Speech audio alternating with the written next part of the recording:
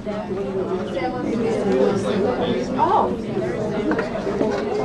everyone. Hello. Hello. Hi, I'm Scarlett. I am the campus-wide outreach and, I guess, alumni liaison here at the Women's Studies Center. We would like to welcome all of you here. This week's brown bag is called Reflecting on the 50th anniversary of the Voting Rights Bill. We have some announcements for this week's events. We have a brown bag on Thursday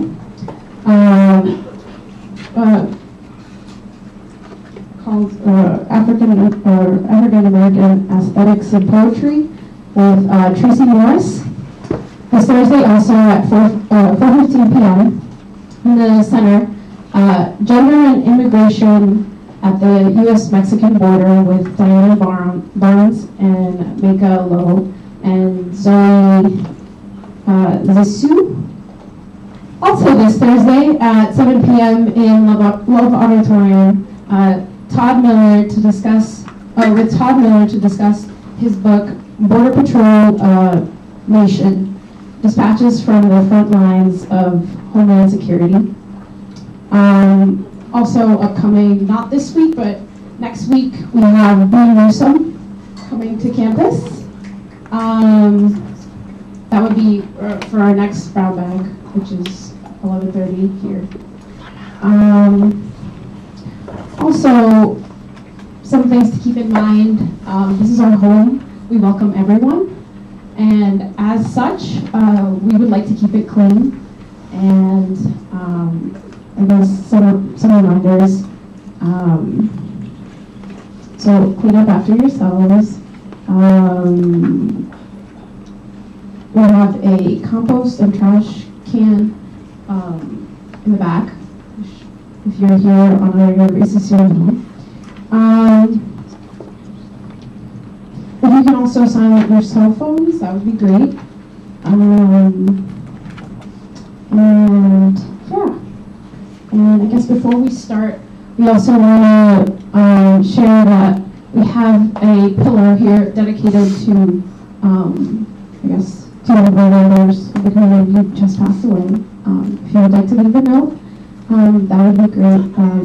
Just as a reminder that we have him in our thoughts.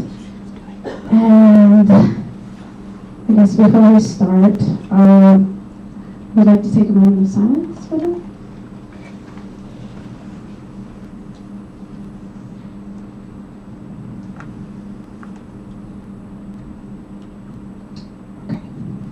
It is my pleasure to introduce our speaker for this afternoon, Cynthia Ritchie Terrell. So Cynthia Ritchie Terrell is the founder of FairVote and has served as a board member of several charitable organizations and Quaker institutions, including the American Friends Service Community and Sand Springs Friends School.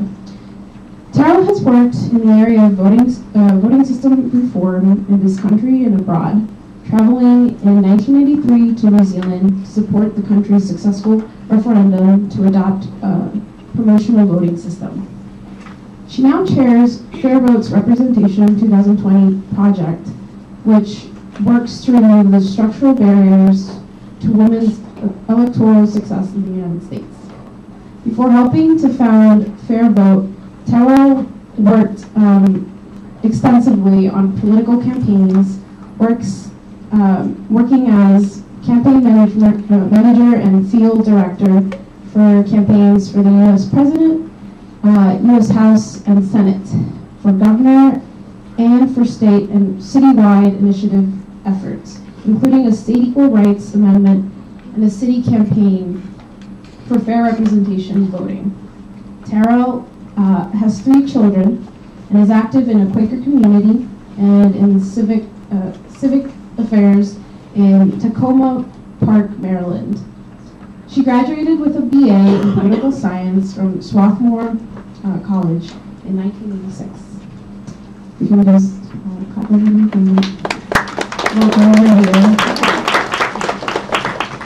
Great. Well, thanks so much for coming out. I don't really, can everybody hear me? Do I need to use this?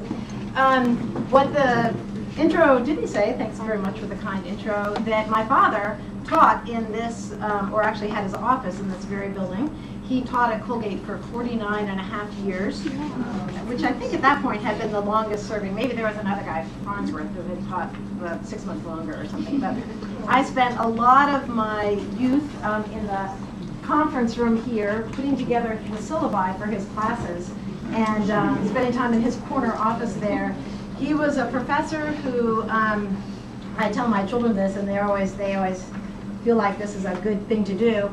He believed in excerpts from literature for people to really focus in on what Kant really thought, or Aristotle really thought, or what Plato really thought, or what some contemporary writer thought. And so I was the person who compiled all of those excerpts into a huge binder that he would have students buy. And I think that worked for most students. I don't know whether there's a corresponding thing now. But anyway, so I feel familiar here. And he, as somebody who I think was very much part of the Colgate community, but also questioned a lot of things that were going on at Colgate, as the philosopher that he was, would have been really pleased to see that there's a women's studies department here and that it's situated in this space. He would have really been tickled to know that. So congratulations to all of you for being part of such a vibrant community. It's really remarkable. So I want to ask you, I know you guys are all eating, so you don't have to say anything, but just raise your hands. Tell me who here is registered to vote. Great. And who here voted in the 2014 elections? And of those people, who here voted in New York State? Who here voted in their home state? Who here voted in the 2012 election? Who voted in a state where they feel like their vote for president was meaningful? May I ask what state that was? What state do you think was meaningful? Anybody know that? So there, we can get that. Who here thinks it was a good idea to lowering the voting age to 18? Does everybody know what the voting age was before it was lowered to 18? 21. And why? And anybody know why it was lowered to 18? Any guesses?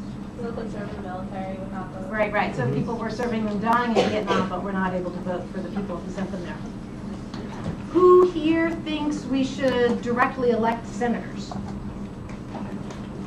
Nobody thinks we should elect senators? Do we elect senators? No. Let me ask you again. Do we vote to elect U.S. senators? Yes, we do. Of course we do, yes. But we didn't always. That's an example of a constitution. Who here thinks that the voting age should be lowered in municipalities to give 16 and 17-year-olds the right to vote? Maybe I'll convince you by the time you leave here. Who here thinks that people who are on parole should have a right to vote? Interesting. Who here, which of the following countries doesn't have an affirmative right to vote in their constitution? The United States, Iran, or Libya? United States. All three. In fact, we're the only three countries in the world that don't have what's called an affirmative right to vote in our constitution. Who here thinks there should be an equal rights amendment in the Constitution for women? Pardon me, what's an affirmative vote?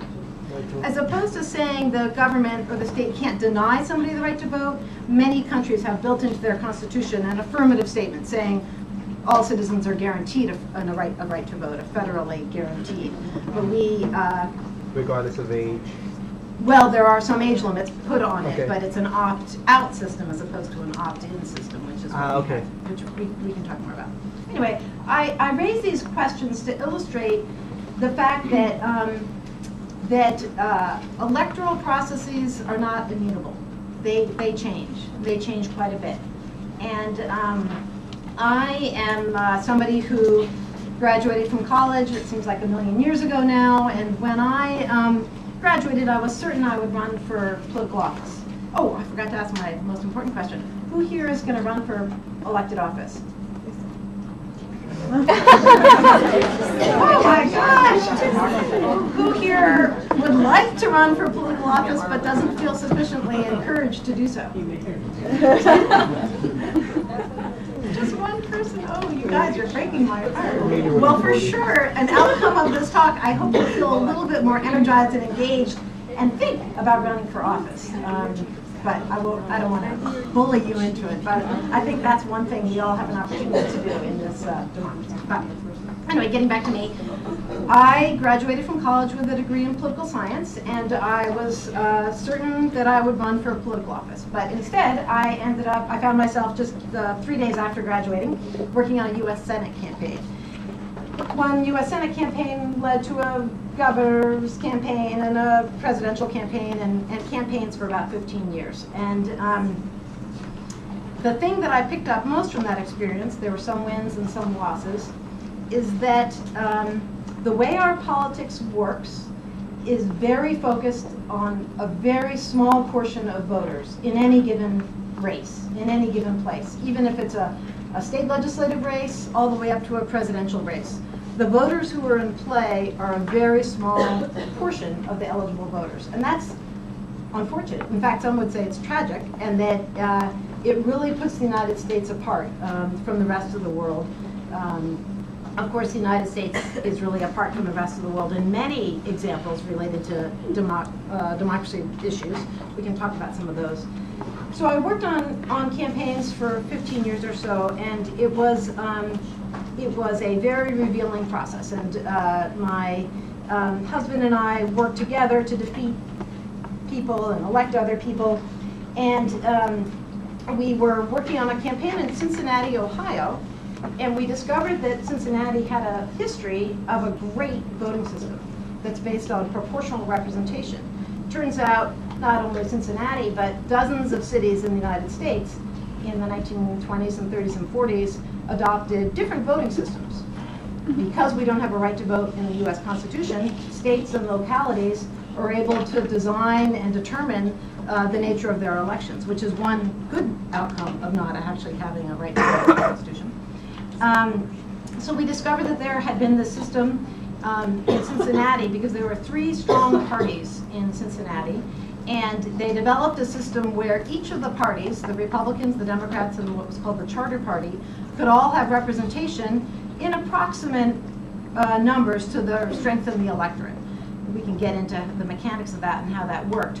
But that really opened our eyes to the fact that the monolith of how we think voting should happen isn't necessarily the case. Not only is it not the case in the United States, but internationally, the United States is really almost alone in using the kind of voting system we have. And I'll just define that quickly.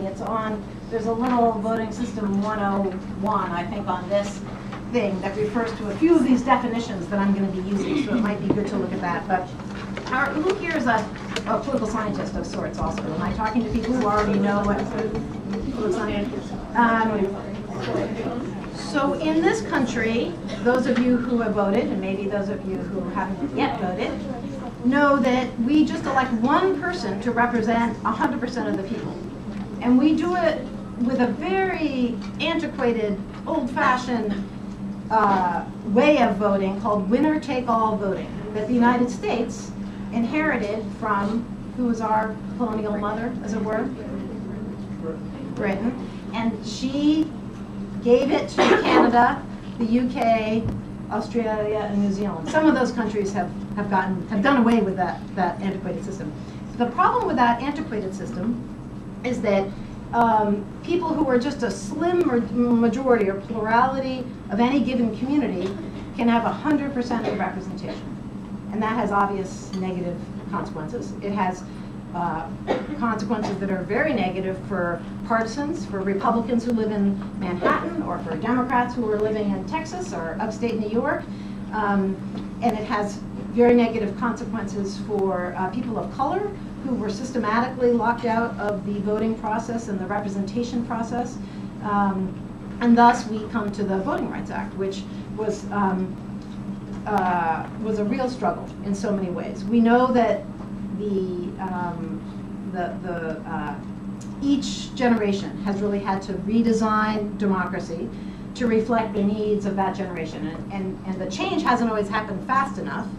But as I intimated in my questions, we changed the Constitution so that we elected senators about 100 years ago, because everybody thought that was a pretty obvious thing we should be doing. We allowed women to vote. Everybody know what year that was? 1920, right? Thus, representation, I think 5 years from now. So in 1920, women won the right to vote. We lowered the voting age in the early 70s. And by the 1960s, it was recognized that these winner-take-all voting systems were denying representation to huge parts of the population. And that has serious consequences, not only for for everything, for policy outcomes, for the governing process, for the campaign process. And so getting back to the Cincinnati example that I was giving, my husband and I started this organization called FairVote to look at these other kinds of voting systems that were used around the world and used in places like Cincinnati and Ashtabula and New York City and so forth.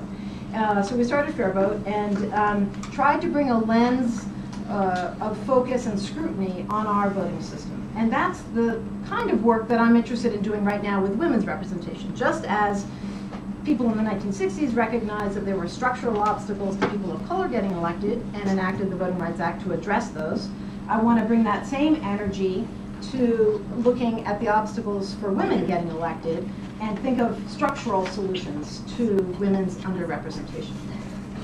Right now, as you may know, a lot of the groups will sound familiar that work on women's representation. Emily's List, Women's Campaign Fund, GROW, which is a program of the Republican Party. There are a lot of organizations in this country which do a great job at what they do.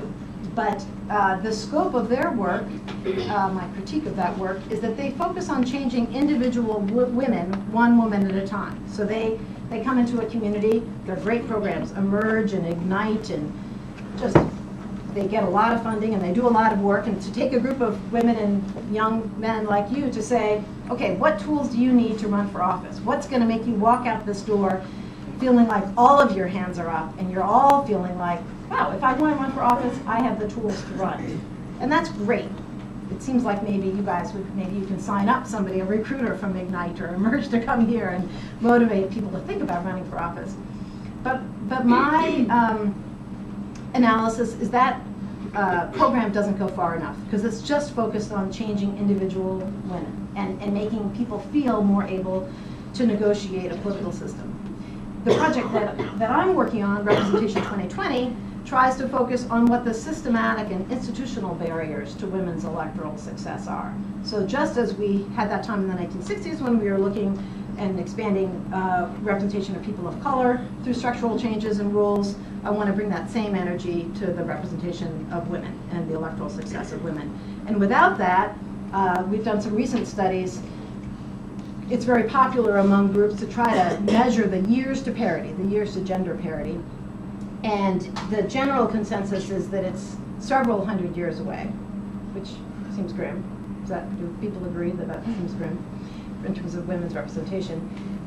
We recently looked at trends within the rate of increase, say from 1993 to 2013, and found that women's representation at the state legislative level has actually regressed a few points. Women's representation in statewide elected office is, I think we're about 800 years away from parity in those offices. And given the partisanship difference, the fact that Democrats put a lot more energy into recruiting women to run and have a lot more success for the time being, the partisan differences and the regional differences, women really aren't getting elected in any big numbers either in the South or the whole Great Plains area. That in order to reach gender parity at the current rate of increase, we have a map like this on our website, but I won't try to find it right now. women would have to be almost 100% of Democratic candidates and office holders, which seems unrealistic, and be represented completely on the coastal areas in order for us to come to any sort of sense of representation in fairness. And we don't think that's sufficient. That's just not adequate. The demands of our country now, I think we can all agree, whatever perspective you're coming from, whether it's frustration at the dysfunction in Congress or policy outcomes that don't match what you feel your voice, that don't reflect your voice in Congress, all those things I think are really damaged by the fact that we have such an unrepresentative body in Congress, which is mirrored in state legislatures as well. So the United States ranks behind, can anybody guess? Anybody know this number? How many countries the United States ranks behind in the percentage of women in our national legislature? Any wild guesses? Do you think we're 15th, 30th, 50th, 80th? We rank behind 95 countries in the percentage of women in our national legislature. And anybody know what the top country is? Rwanda. So do you think that women in Rwanda are better trained or educated than women in the United States? No. Does anybody have any guesses as to why women in Rwanda are so well represented? Quotas. Quotas, right. And so 100 countries use some sort of a quota system, either a voluntary party quota system or a constitutionally mandated quota system or just some kind of a target system to ensure that women are getting recruited and therefore elected. The studies show, contrary to some popular belief, that when women run, they win in equal numbers to men. So it's not a problem that people in the United States don't vote for women at the same rate they vote for men. It's that they're just not running. So the first plank of Representation 2020's work is focused on recruiting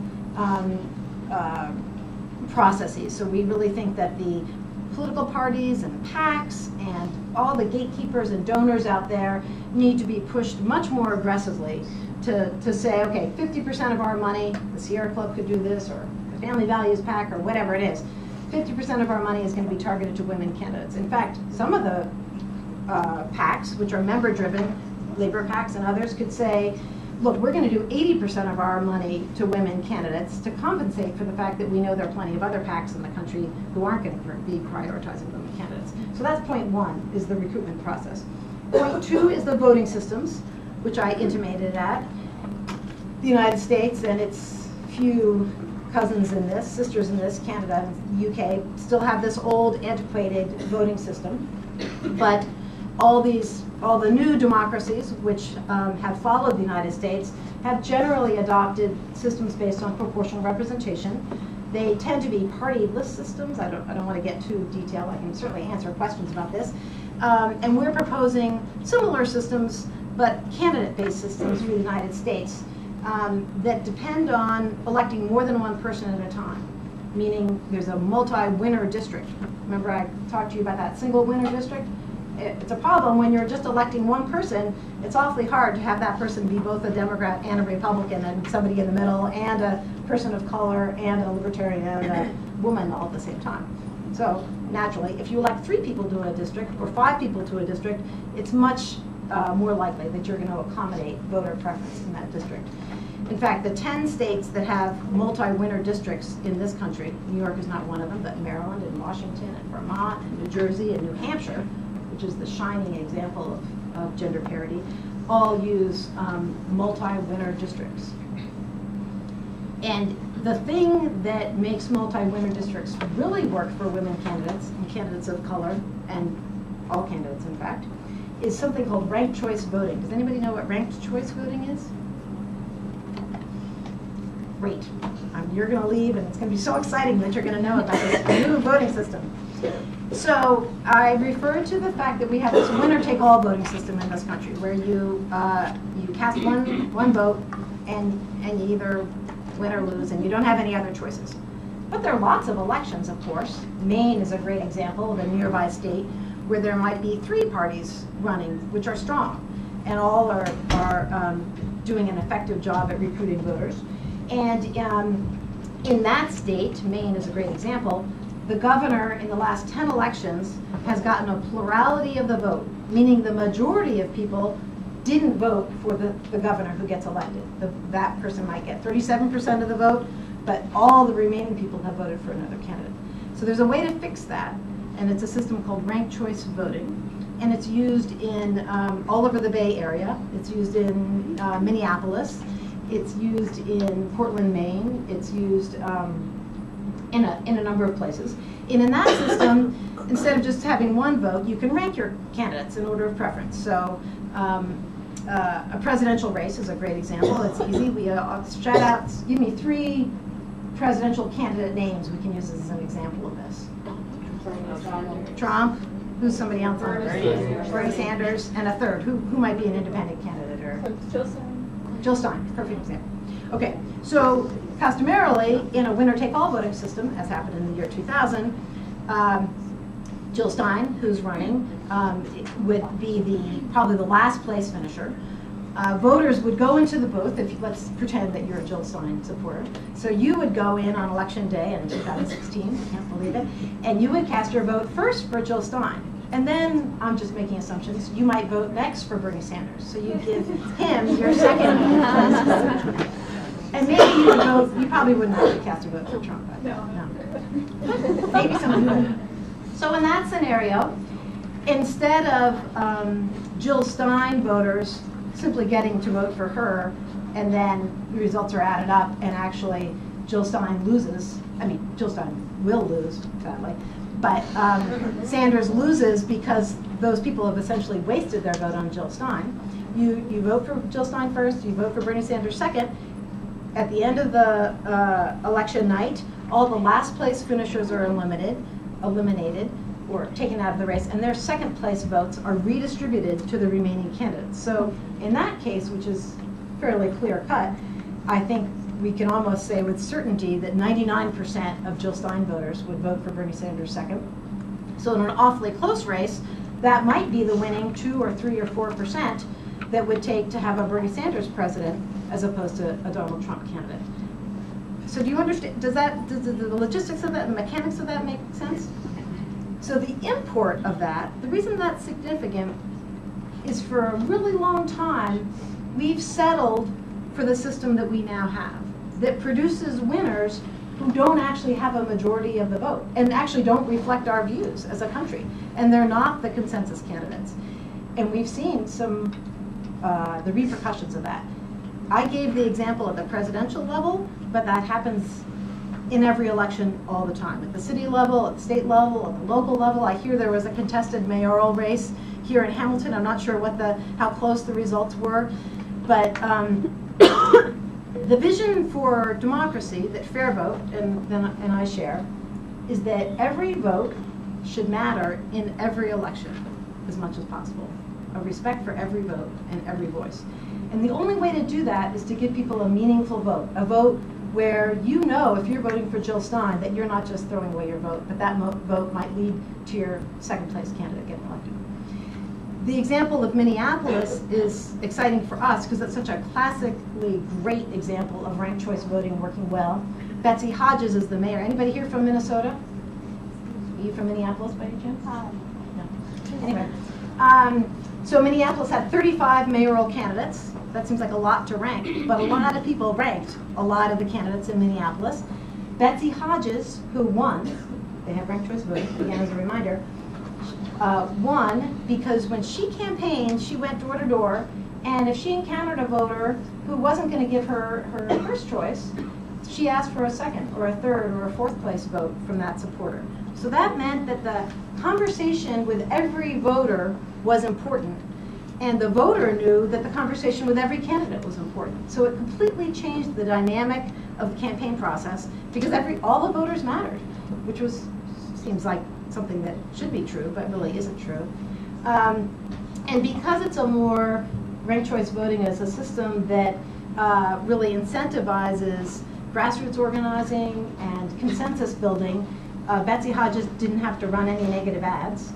And negative ads are one of the drivers of a lot of the money in politics right now. The money flows in to try to convince somebody of something that seems non-intuitive, like, you know, you're completely unqualified, don't you see that? That's what the money goes to. But in a ranked choice voting system, you have a system that incentivizes the consensus. It changes the way that candidates campaign. It changes the way voters feel about the campaign, so they're more likely to vote. As we know, we have historically low records, voter turnout in this country, I think in part because voters don't feel like their vote counts. But then, as Betsy Hodges says very eloquently, it changes the governing process as well. So she ran on a one Minneapolis campaign, which meant that every voter in every part of the city mattered in the election, but also in terms of legislation and what she was doing for the city. So it's a little early to tell. We don't have massive data at this point about women getting elected more in ranked choice voting elections. But the Minneapolis example is a great example. To the city council, there are women elected. The first Hmong American person was elected. The first Somali American was elected to a city council, a Latina, and an African American. So that's a fair amount of diversity in Minneapolis.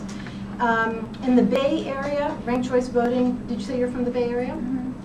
Is used in 4 cities there, and 48 out of the 52 elections that were run with ranked choice voting were held by women and people of color. That's pretty much an astounding shift. And this same philosophy about voting, the non-winner-take-all part of it, can be used at every level of government in somewhat of a different form. So I think that's really important. That's point 2 of how to dramatically increase women's representation. And then point 3 looks at internal legislative measures within a legislative body that determine when sessions are held, when the votes are held, when the key work is being done, whether there's child care so that all parents can serve easily, and then how committee chairs and so forth are selected. Because in order for women to actually have any chance at moving on to be in higher office, they really need to have been a committee chair or had some leadership. So it's those three things that we really focus on: the recruitment, the voting system, and the internal legislative measures. So, but it's a hard thing to change voting systems, and you might say that's preposterous. You're never gonna. These things are just set in stone. It's the way things are. It's the way America works on this. But I would maintain, and I don't think it's too crazy to suggest, that we're really at a historic level of dysfunction. There's a complete partisan unmatch between how many votes for Congress the Democrats have to get in order to actually win the House of Representatives because of this single-member districting that we do. Our policy doesn't reflect the will of the majority, seemingly, and I think that there's increasing pressure and openness to really take a look at voting systems and their impact, and really take a look at recruitment. So I feel like I've been talking a lot. I'd love to engage with you in questions or comments or suggestions. I can talk more, but I actually, my goal would be to have you guys leave the room. What you can think about ever what you want. But here are a couple things that I really like you to focus on. The fact that we can change rules and institutions much more ably than we can change culture and habits, and that we just need to embrace changing rules and institutions. That we live in a culture that really either vilifies or pedestalizes individuals, but it's not about individuals. It's about the institutions. And so, if we want to have institutions that reflect us, we really are democracy. And here in this room, in this country, we have the capacity to make those changes. And that you all really play a role in that, whether it's, you don't all have to promise to run for office, but I'd like you to all consider what your role is going to be in that process. Certainly as a voter, I hope, maybe as a candidate or an elected official, maybe as a staff person, in some way or another. I think we all need to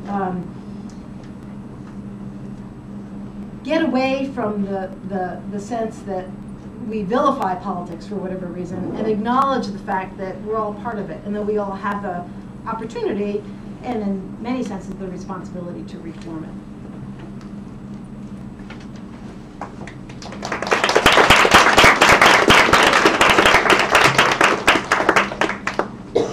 I was interested setting you up to be able to make the announcement that in order to vote for Bernie Sanders in the primary, students have to be registered by October 9th as Democrats because we have a closed primary. And I was thinking of a way of getting you to say that, which would be to ask a question about how you feel about closed primaries. And do you think it's another kind of system that is more limited than those? Yes, I think it is. Yes, and I think changing the primary structure is hard because it's all parties determine it, and parties are independent, and parties aren't government institutions, really. There's a lot of focus, I think, on making primaries better and more open, and I think there's a lot of wisdom in that. But I also think even the discrepancy between who turns out in a primary, people I'm sure here know that primaries are overwhelmingly white and upper education levels and so forth. The choice between focusing a lot on reforming the primary process versus the general election process, we feel like so many more people are engaged at the November election that we really want to make sure that's a meaningful vote so that we don't limit the primary process. But yes, that's a great point. I'll leave you with another number to reckon with, is that we have somewhere around 13,000 jurisdictions in this country that administer elections and print ballots and make rules and determine whether 16-year-olds can vote or people on parole can vote or whether you can have a provisional ballot or not or when you have to register. So that's a statewide thing. And those are all things that can be challenged. And I think indeed same-day voter registration is completely the way to go, and automatic registration is something that we've worked on for a very long time. But that requires a level of sophistication that so far the United States, and I don't know whether any of you are into tech, do take classes on technology or voting system, computer programming or anything. We have a super antiquated, closed source voting equipment problem in this country. So it's just one company now, basically, and it's all closed source. And it's very hard to, seemingly, to change, actually, the dates of when ballots are due, because there's no lateral communication between states or among states at this point. So if you're registered in the Bay Area or you're registered in Minnesota, states don't communicate with each other about whether you should be allowed to vote in New York or your home state. So we think there's a huge amount of work that should be done to modernize that.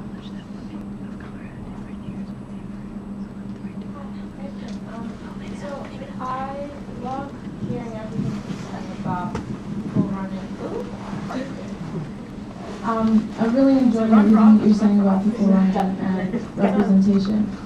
I'm interested to hear more about what happens post-running, or if you know of structures and groups of people who work together to make sure that they're empowering women, people of color, and other identities once you get into being in Congress or being a mayor or things of that nature. That's a great question. I know that there are associations within the state legislature, for example. I know there are particularly one among the National Conference of State Legislatures has a training session for newly elected state legislators. And sometimes it's by your political slant, so there's a good one for progressives particularly that focuses on progressives. But there are some programs, and I can tell you some of the specific names afterwards if you're interested in that. I think it's an area that needs to be developed more, and more attention needs to be paid to just the whole structure of what we're expecting legislators to do when they get paid. Almost no state in this country has a full-time state legislature, which is kind of crazy to me. So it's hard for people who need other jobs or are caring for family members to just take 4 months out of their life and be in the state legislature. So that's a more long-term reform. But I think we need to be looking at all those things to make legislative bodies to make it not only possible for you to get elected to the legislative body, but for you to be able to serve and lead effectively once you're there. But there are some support mechanisms. She's got a... Hi, sorry. Is this Okay.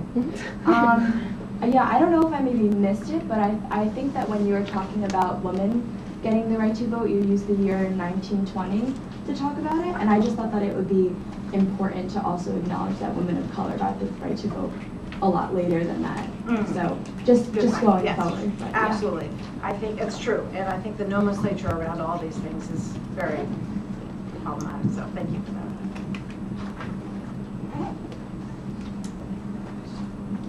Can you talk about the value of having 16 and 17-year-olds being able to vote? Sure. One of the areas that FairVote works on is a project called Promote Our Vote, and we have been trying to work with communities to get them to have a conversation about what a right to vote would look like in their community. So we did this in Montgomery County, Maryland, which is right outside of Washington, D.C., where I live. It has about 1 million people, so it's a pretty big county. The people in the council, we brought them together in a task force and to figure out what were the limitations for participation in the election that they were encountering when they went to the door. And the members of this task force found a number of things. One of the first things, which was easy to rectify, was that candidates can't campaign in apartment buildings anywhere except for Montgomery County and Minnesota. Crazily, can you believe that? So as a homeowner, it's just crazy that I have the opportunity to have a candidate come to my door, but people who live in apartment complexes are denied that right for a set of arcane rules. So anyway, that was one of the things that we changed and looked at, because in order to have people feel like they're engaged with the election process, it really helps if candidates can come to their door and talk to them. Another thing that council members found is that when they were going out campaigning, a lot of the people were on parole, so they couldn't vote. So we had the county change that to allow people who were on parole to be able to vote. Another thing was that people didn't know the mechanics of registration, so we changed the rule to having same-day registration, which is and early voting, both of which are very important, I think, in making sure that people are participating as fully as they can. And then another thing that we came across was that turning 18, it turns out, is the absolute worst year to begin voting, because most of you in this room are lucky enough to have gone to college. You've left your home community, unless you're from Hamilton, when you turn 18. You're not sure where to register. Voting probably isn't really on your mind when you're starting your first year of college, or any year of college. By the time you turn 18, you've moved away from your community. So we tried to figure out whether there had been some research done on 16 and 17-year-old voting, and lo and behold, big countries, Scotland and Austria and Brazil, did huge studies as to what the best year for people to start voting was, if we actually want people to be habitual voters, to feel like they're going to vote every election that's an option. And it turns out that 16 years old is a time when people feel connected to their community. They know many of the people on the ballot, particularly through municipal elections. They, if they're lucky, are taking civics classes in their high school when they're a sophomore in high school or a junior in high school. And they haven't left and gotten distracted to do other things. So there's a great study that shows that the closer in months to your 16th birthday that you actually start voting, the more likely it is you will continue to vote for the rest of your life. And there's some great stats in Montgomery County where the total number of 16 and 17-year-olds who voted was greater than the whole number of 18 to 30-year-olds, because there's that sense of excitement. As you guys were all 16 once, I presume, you feel like, wow, the world is my oyster. Not only can I drive, and I have a job, and I pay taxes, I do these other things, but I can also vote. And the community is entrusting you with that opportunity, and 16 and 17-year-olds seem to be in the space where they really take advantage of that opportunity. So it's an idea that really repels a lot of people. A lot of people have written just terrible things about it that are almost exactly the same things that people wrote about people of color gaining the right to vote, and white women in 1920, and people all along, that they would vote like their parents, or it will dilute my vote if 16 and 17-year-olds are voting, or they're not smart enough. We should have a test in order for 16. Does that sound familiar to anybody? Like, that's the kind of thing that that is said whenever there's a new expansion of suffrage. But The studies confirm, and now the experience, the practice in our community, that 16 and 17-year-olds are very able to vote. They're just as informed or not informed as the rest of the population. And we really believe in that fundamental right to vote, and that it's not a privilege. Voting isn't a privilege. It's just something you have. It's an opportunity. And it's not something you have to either have enough money or education or the color of your skin or property or whatever.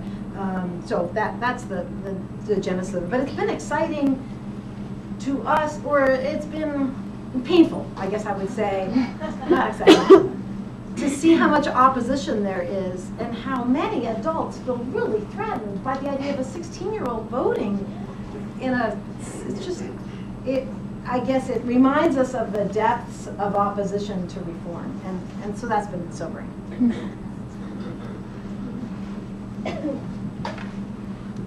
Yes? Sorry, what do you think about mandatory voting and like votes of no confidence sort of things? I'm in favor. I think compulsory voting is good. I think automatic registration is more important. So just everybody's registered at birth. We limit it until they turn some age, and then everybody can vote, basically. I think that the experience of Australia and some other countries that have compulsory voting, there's a bunch of people who just don't vote and pay the fine, and it's $25 or $50. I don't think there's any downside to compulsory voting, but I would say a better solution to people not voting is to give them a meaningful vote. So that's my real. So give them automatically consider that they're part of the system, and then make sure that there's a voting system and a voting culture that allows them to have a meaningful vote in every election, wherever they live, whatever party they're in, whether they're in a Democratic or Republican closed primary or whatever. So I think holistically, long-term, meaningful elections are the best way to turn people out to vote. But I'm also for experimentation. Like I tend to think that we think of something and then we think, oh my gosh, if we don't get it 100% or 1,000% right before we even try it, the world will fall apart. But of course, that's not the case. And we've made big changes. We have Title IX, and we have votes for women, and we do elect the Senate and so forth. So we don't have an ERA yet, but you know, who needs that? So I kind of did a little bit of research on like kind of representation and voting of women like internationally, and so that the stat that you have here of like Rwanda and like women in government there is interesting. But like I also found like in my research that like even though they're in government, like a lot of like ways of thinking and their presence in government like is still very much limited, right? So they're there, but their voice isn't important. And kind of it makes me think of like all these different scenarios where it's like, yeah, we want to get people to the table, we want to get them in, but then once they're in, their voice like doesn't hold the same weight. Yeah, I think you're exactly right, and I don't know how to solve that except to have more women and pay women well, pay everybody well who's serving, and make sure that it can be a livelihood. And New Hampshire is a great example. I completely agree. That's a problem. New Hampshire is a very good example. We have a tool called the Gender Parity Index, which I hope you'll pay attention to. I don't know whether we can find it on this.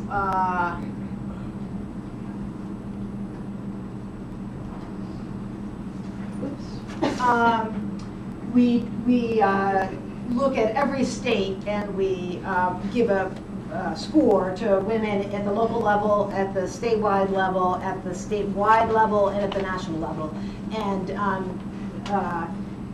it's an interesting ranking, so I'd be interested in talking about it more. But I think it's the only tool that actually looks comprehensively at all those different places. Mississippi comes in last. They have a gender parity score of 7, meaning they don't elect very many women. New Hampshire, conversely, comes in first, which is great. They have a gender parity score of 57, but the pay is terrible, and they have to there are all kinds of different problems with it. So even though they do well on this tool that we've invented, it's still not an ideal. It's not.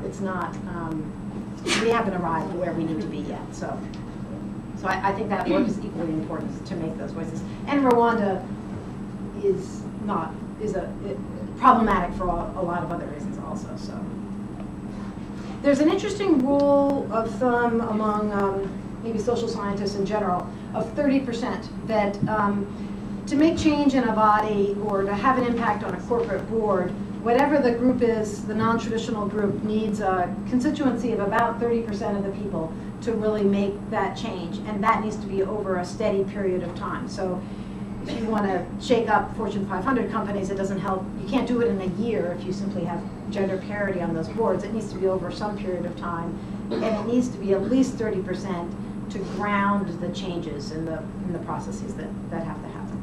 That's a great point. So I can hear myself.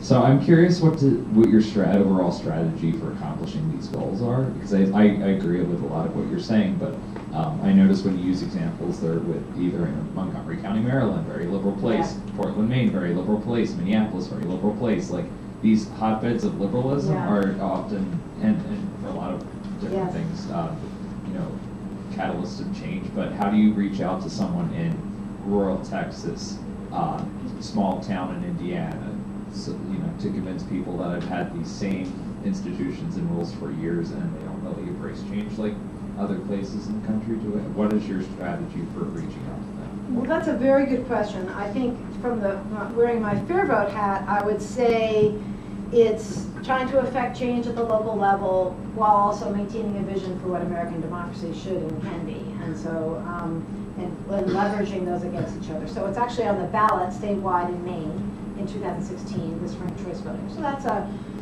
we've moved forward somewhat. We have a history of working pretty effectively with Republicans in Utah and Alaska and other places where they were being systematically underrepresented because of the voting system. So there's a little bit of history there, but I think that one of the reasons I'm particularly drawn to the women's representation milieu is that some of the most effective bipartisan groups in this country are made up of women. So famously, the women in the Senate, the 20 women in the Senate get together several times a month with no press, no reporters to work out potential policy negotiations and so forth. And I'm part of a group called Political Parity, which is a completely bipartisan, no Green Party people that I know of, but equal number of Democrats and Republicans. And I was just at their meeting last Wednesday, and I think there's a real enthusiasm among those people who are largely outside of the political process, but at least they are partisans of different stripes coming together to agree that we need a unified strategy. And I'm actually convening a meeting in October of a bunch of different partisans and nonprofit orgs and other representatives to figure out just if you're hiding the solution. I'm not hiding. I think the best thing is to have successes at the local level while continuing to push at the federal level. Have a bill in Congress and have those conversations and figure out how to talk effectively about it. Yes. Oh, I just wanted to add the possibility of greater activism on the part of the people who consider themselves more progressive and or more open to experimentation and making change, because a lot of the people in that category are very big on talk, but when it comes to meeting people, for instance, to canvass, to really get out and do the work, it's very hard to find people willing to do the activist work. That's true for college students too, yes, who are much better on talk than on actually getting. Yeah. Have any of you done civil disobedience, gotten arrested? And faculty too, not just students. Yeah. Have any of you gotten arrested for civil disobedience? What did you say? Have any of you done civil disobedience and gotten arrested? I'm just curious. Because in my generation, when I was at college, I think I got arrested every weekend. Not that it changed the world, but we were very active on apartheid-related issues. We were very active on a number of foreign policy issues, and it was just a different time. Again, it's not like we solved all those problems by getting arrested, but it was a different kind of a feeling about what am I going to do as an individual versus the talking. Yes? Just on that, I think, yeah, like you said, a different time. Also, our school puts us in a certain type of community where getting arrested isn't what it looks like everywhere else, or being silenced doesn't look the same here. But I was wondering if you could speak to the heteronormativity found in local and federal levels here in the U.S. And maybe your hopes for how that should change. Because I think a lot of, I got to intern on the Hill last semester, and I just saw men and I just saw women. And people who identified that way, and a lot of heterosexual people.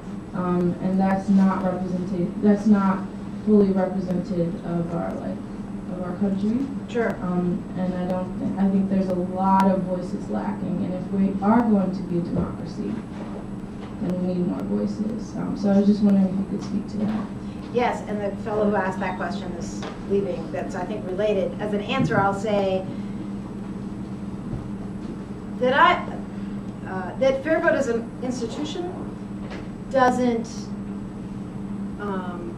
call for any particular outcomes in terms of descriptive representation, but we think that the population and the resulting representation is completely disconnected right now. And so we need voting systems that allow for people to get elected in proportion to their numbers, however they constitute themselves. That might mean, whatever it is.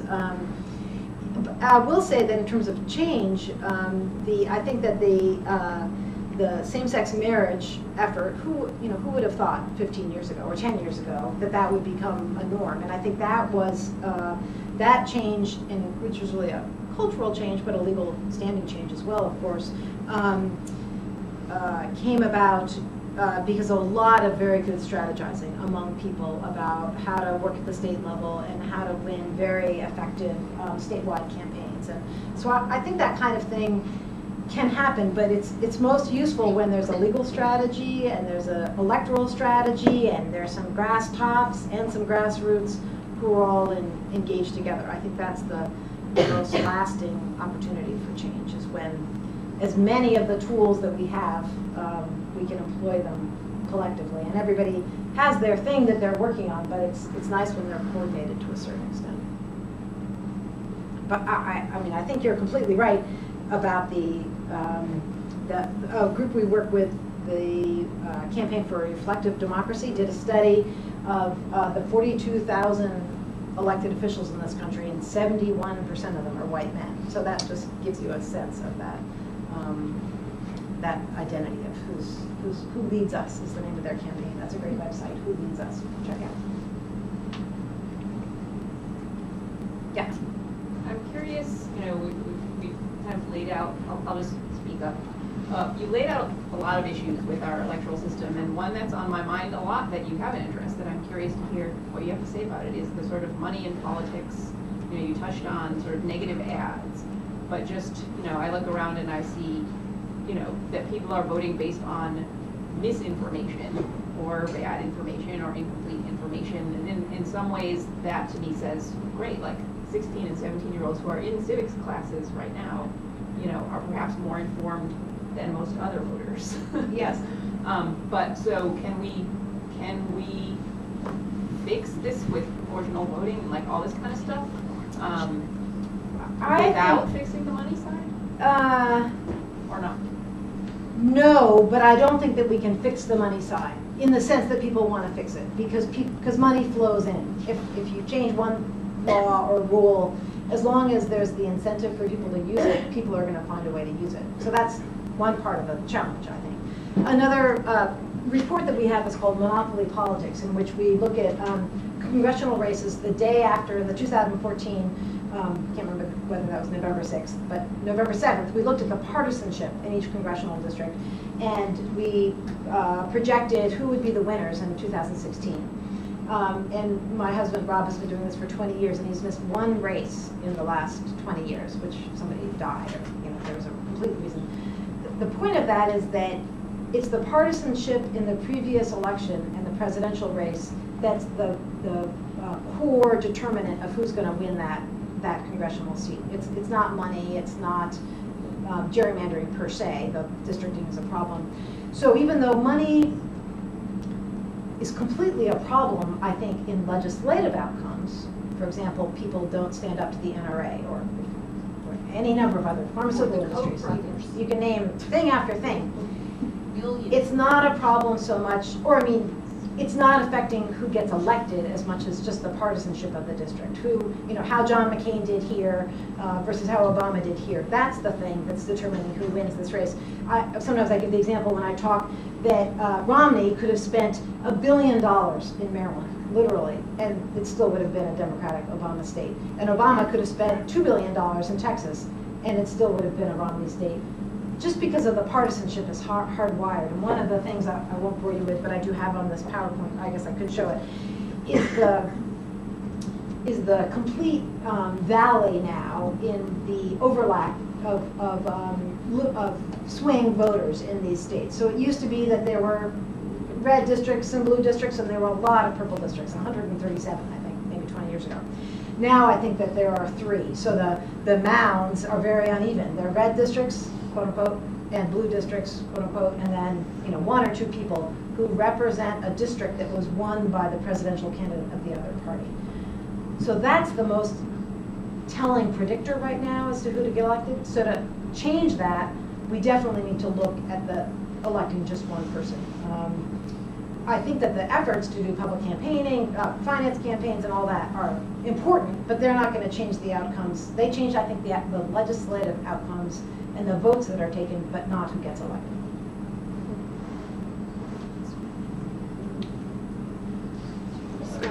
Yeah. So I'm a little bit. I love all the ideas of multi-choice voting. I was a math major at one point in my life, and so we always just study these models, and they were totally fantastic and interesting. But I guess I'm concerned about the impacts they might have on other institutions. So one story, I mean, now I'm a historian, so one of the stories we have about the American progressive era is they give us direct election of senators, but it also gives us the Australian ballot and secret voting, which is wonderful in lots of ways, but it also destroys voter participation because now the party systems, which used to give out a whole bunch of beer and chickens to get people to go and vote in cities, are decimated by new secret voting systems. And the parties end up losing national significance in all kinds of ways. And these are the same parties, like the National Republican Party, that for a long time succeeded in getting African Americans to vote in the South for a very long time. Then, for various reasons, didn't, and that's its own kind of tragedy. Yes. But it's not a purely progressive story, and some of the things that look like progressive changes had these odd effects because they destroyed the parties at a moment when the best organized actors were corporations were able to come in and then be the main kind of national powers in lieu of these old national parties. And so I wonder, is there a possible tension that we empower each individual voter through these new voting systems, but in some way displace other kinds of institutions that might counterbalance big money, might counterbalance big organized things like major corporations? I can't really answer that. I'm not an expert. We're just having a strategic planning process, and we're talking about the role of parties, and so it's very much in flux, how we talk about parties, and so I think you put your finger on an interesting question. But I will say that our current system, I think, that are these misnamed big tents aren't working for the parties either. So the Republican Party, I think we can all agree, is in a shambles. Like, it's really a problem that they just can't elect in a state legislative district 3 people or 5 people. Then they could have the evangelical Christian, they could have the moderate business person, environmentalist, they could have the extreme, they could have, and that in a sense would give the party a definition and a groundedness that it doesn't have right now because it's trying to appeal to all people in this winner-take-all environment. In the case of the ranked choice voting, of course, a lot of it has been used in nonpartisan city elections for the most part, and it seems to be working well there, and I'm not sure that it's undermining institutions per se in any of those places, and in fact, I think the party structure likes it because they feel like whatever organizing they do gets accurately reflected in the legislative outcome, in the elected outcome. So right now, because of the way winner-take-all-ness works, you can organize all you want, but if you don't have plurality or 50% plus 1, you don't get any representation. So in fact, then that's a disincentive for the parties to have any role in a lot of communities. There's no point for the Republicans to try to get people to vote for president, for example, in many of the states. Or if, of course, the contrary is true as well. So that's an interesting question. I don't have a good answer to it. But I don't think it's a reason not to do things that give voters more voice, I guess I would say. So I know people have to get going, so I want to give Cynthia another round of applause. Thank you so much. If you have questions, feel free to come up here and ask. But you can leave your chairs out because we have brown bags on Thursday, so we're actually just going to leave them. But please make sure you get your food and everything cleaned up. But thank you so much.